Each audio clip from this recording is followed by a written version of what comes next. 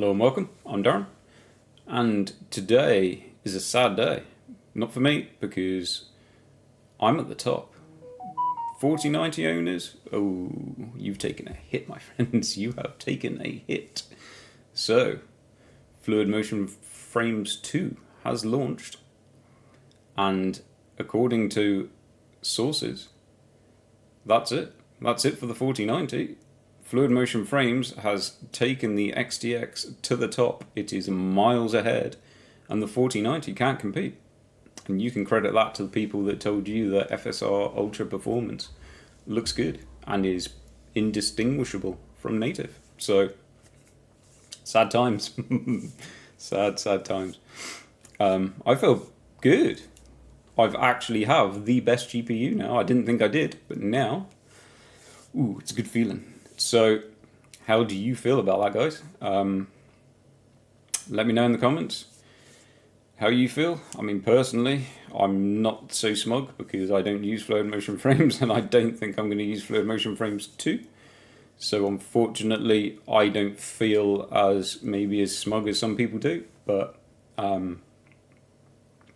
yeah, I kind of looked at testing it, but I didn't want to test it whilst it was in a preview driver, because I've already seen the comments, and I've already seen the comments saying that any negative comments at the moment are just being, they're just getting straight kicked back because it's only in a preview driver and it'll be better when it launches. So what's the point in me testing it? I don't know what the point in anyone testing it, to be honest, is. So I've watched a couple of videos. I watched the video that Ancient Gameplays put up, and I watched the video that Terra put up. I haven't really looked at much else than that. To be fair, that was kind of enough for me to kind of get a gauge of whether it'd be something for me or whether it won't be. The first one wasn't. Lossless scaling isn't for me. I don't see Fluid Motion Frames 2 being for me again. And that's not like that's just me. That's just a personal me. If I cared about the others, I would have used them, and I'm not. I tried them out. I don't feel like they suit me. I'm a visuals person.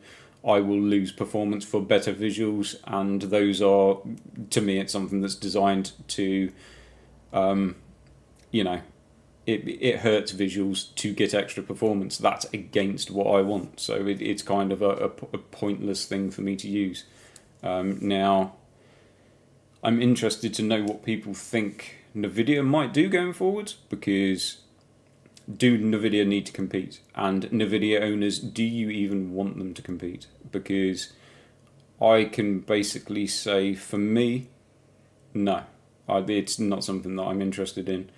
I think that there are better frame generations technologies available in DLSS frame generation and FSR free frame generation.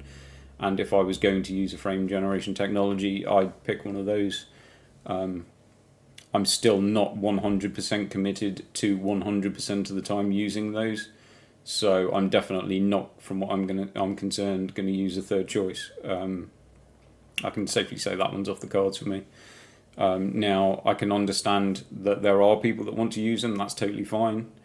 I understand that there's people that will play at low settings for higher FPS. So the people have different wants and people have different needs, and that's totally fine. But for me, as I've always said on this channel when talking to people, I always put visuals first. Visuals come first for me in most of the games I play.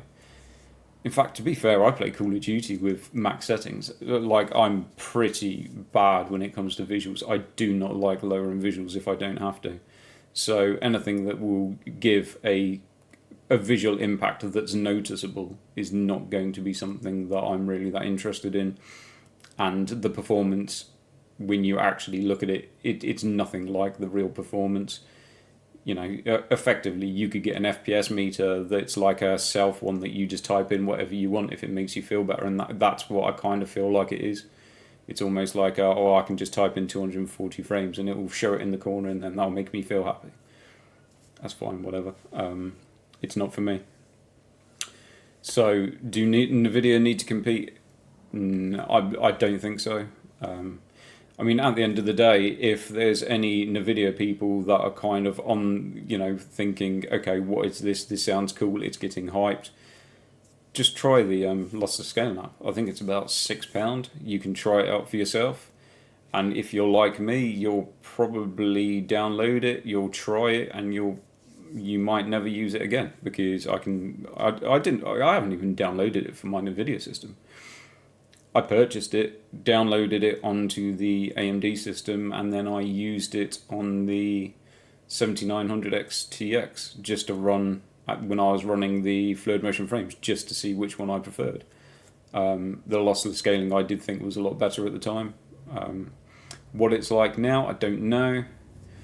If you go by ancient gameplays, I think he said that the latency is now massively improved. So the latency was better on fluid motion frames too, but there was less artifacting on the lossless scaling app. So, like I said, I'm a visuals person. I'd probably still prefer the lossless scaling app.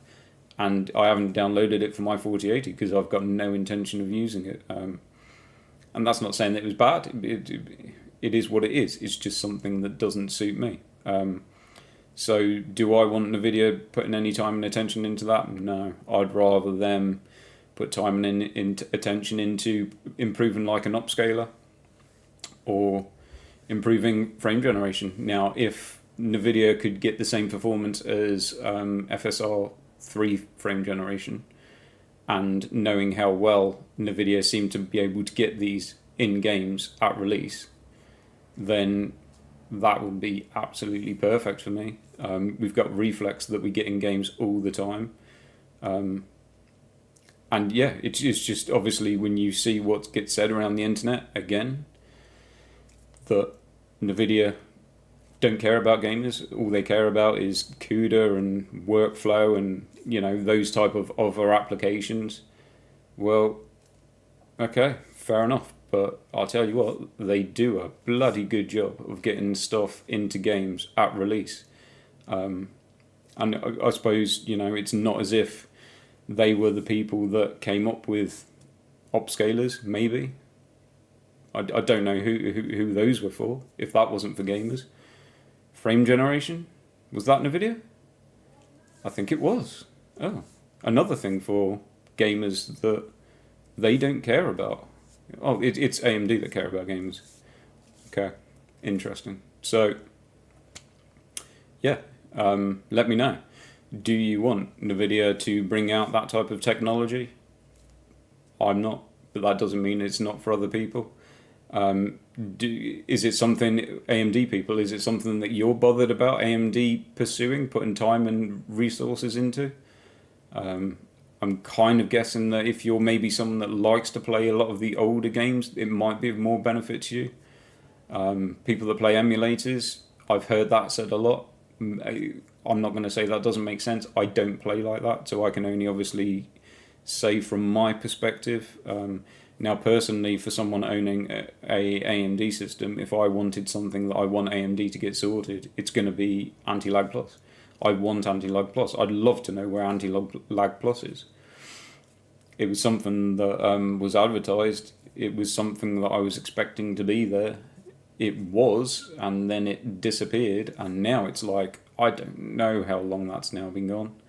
I'll be honest, I'd rather find that, because I do think that when I'm using FSR 3 frame generation and DLSS frame generation, I'm wondering how much NVIDIA Reflex plays into how that feels versus not having the Anti-Lag Plus on the AMD system. I'd like to have it there so I can check it out. Now, I know that it's now in 2 games, I think, but I mean, really? Can they not get that sorted? I don't know. So, yeah, that's my thought on those 2 things. I was kind of playing in Cyberpunk the other day, and another thing that I did notice was I think I'd ran path tracing for like quite a while, and then I'd stopped playing the game. And I think when I went back to the game, I'd kind of decided, do I want to run path tracing? Or do I just go with like RT Psycho? And I think I thought, I'll tell you what, I'll just go with RT Psycho because it would allow me to stay with a higher upscaler. I think with RT Psycho, I was playing at quality. And then I think with path tracing, I was dropping down to balanced. But I did notice, because I switched between the two the other day, and the impact on path tracing was huge. So I might do a bit of a video and actually try and do something a bit longer with some more side-by-sides on that, because I was actually really impressed with how it looked, in a way of it made the world look a lot more realistic. It was different, and I can understand why some people would prefer one look, and I can understand why some people would prefer the other look. But I was actually surprised by just how big the impact was. So I might look into that going forward. What else was I going to talk about? I got a new mic.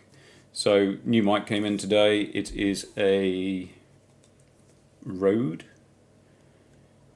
pod mic. So it's got USB-C and XLR. I'll just run it by USB-C now. But hopefully I might try and get that set up in the next couple of days, and see where or if it's going to work better there, or if it's going to work better on the sim racing rig. It's really heavy though, so I'm kind of worried about the mic stand. I've had to order another mic stand. I'm kind of worried if it's actually going to hold that, because that's heavy. So yeah, I can't remember what else I was going to say. Oh, that's right. So I did see an article today as well.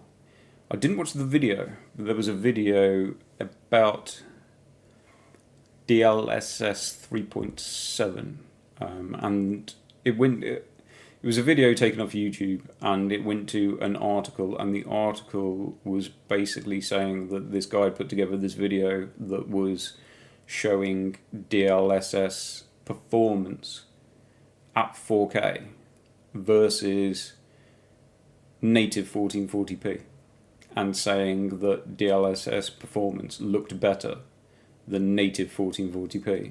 So I'm guessing that DLSS performance is probably the same performance as 1440p. So that might be quite interesting. That's kind of something that I'd like to see going forward, just to see how many people that can push into 4K, if that makes sense.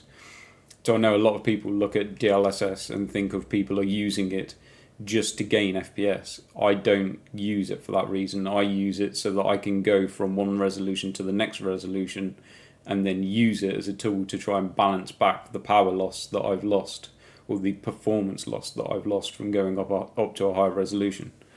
And this video kind of showed that off. I think it's trying to say, look, this is native 1440p and this is the performance you're getting, or you can use this to your advantage and go to 4K, and it will still look better by using this than what it would have looked like if you were staying at 1440p native. So that might be quite interesting to look into. I might look into that video. If I can find it, I might link it into the video. But yeah, that's kind of about it. I think the other thing that I might do is, that I didn't do this time, which I do normally do, is I might do a deep dive into the first Descendant, just for like some of the videos that I put up in the past, which have been kind of a bit popular, where I've just found a scene and just run through all the different upscalers and different levels of stuff, see what looks good, see what looks bad, frame gen, if it adds any kind of motion blur and all the rest of the stuff. I might go through that. That might be something that I might do tonight, depending on what time's like. I'll probably end up playing around with that mic for a bit, see if I can get that working. But yeah, that's about it. So let me know what you think. Let me know if there's anything in the comments. In fact, let me know in the comments if there's anything that you want me to discuss. And let me know. 4090 bros, I know you're here. How sad are you? Are you flying the flag at half-mast? Is it a sad day for you? And yeah, I'll end it there. So if you watched and liked, swing me a like, and I will catch you in the next one.